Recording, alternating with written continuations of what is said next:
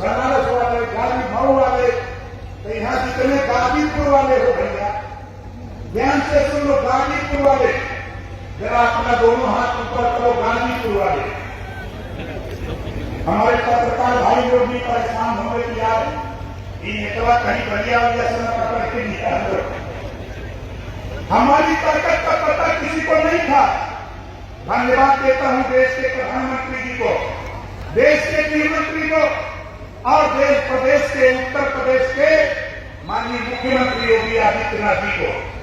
जब वहां हम लोगों के सामने अरविंद राजभर को लेकर मैं जब दिल्ली गया, चुनाव के बाद मुख्यमंत्री जी को भी बुलाया गया था और वहां प्रधानमंत्री जी ने कहा कि उत्तर प्रदेश ही नहीं पूरे देश में अगर भारतीय समाज पार्टी गठबंधन धर्म निभाने का काम किया हमारे गठबंधन में, तो नंबर 1 पर भारतीय समाज पार्टी के लोगों ने वोट देकर के भारतीय समाज पार्टी गठबंधन निभाया। ये प्रधानमंत्री जी बोल रहे हैं, गृह मंत्री जी बोल रहे हैं, मुख्यमंत्री जी बोल रहे हैं।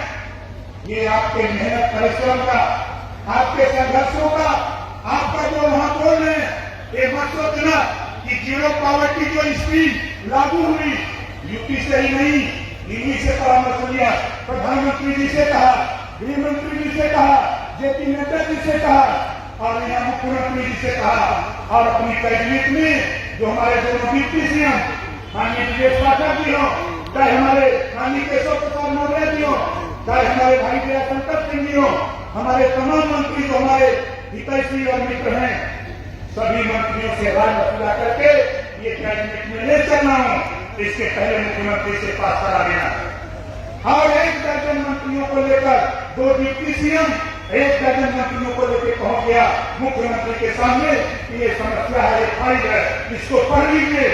और पढ़ करके उन्होंने चीफ सेक्रेटरी को बुलाया कि देखो भाई आप घर का काम मांग रहा है। अब जब काम होने की सामने बहुत सही अच्छी योजना लेके आए हैं, कहीं इतनी अच्छी योजना है, दस्तखत करो, कैबिनेट से पास करो, इसकी घोषणा करो। ये नेता कभी झूठ नहीं बोलता, कोई गलत कर भी नहीं करता।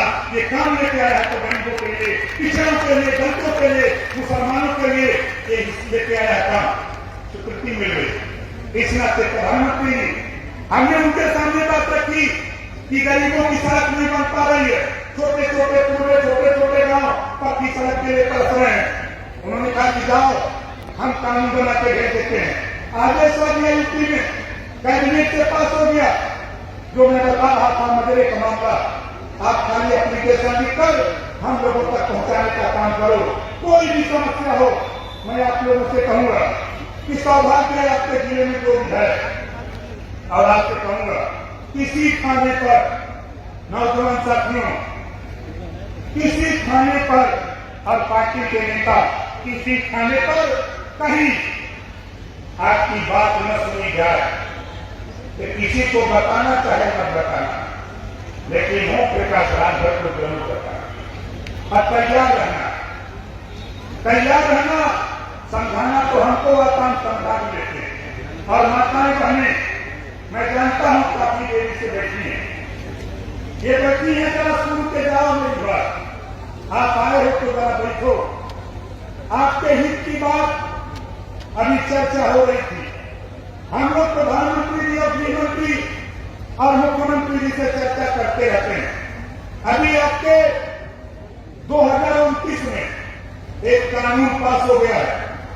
हमारी माताएं बहनें, मैं आपसे निवेदन करूंगा कि जो आपके घर की बेटी, जो आपके घर की बहू जो पढ़ी लिखी है, पढ़ लिख रही है, उसको राजनीति में ले आओ। आने वाले दिनों में अब राजनीति में हिस्सेदारी 2029 में मिलने जा रही है। 100 एमएलए होंगे तो 35 हमारी माताएं बहनें, हमारी बहुएं चुनाव जीत करके लखनऊ दिल्ली जाएंगी, वहां कानून बनेगा। 100 में 35 जीत के जाएंगी और वहां कानून बनाएंगी अपने हित के लिए, अपनी व्यवस्था के लिए। किसी तरह की बात होगी तो सदन में खड़ा होकर के 35% सांसद और 35% विधायक बन करके अपने सदन में लड़ाई लड़ेंगी।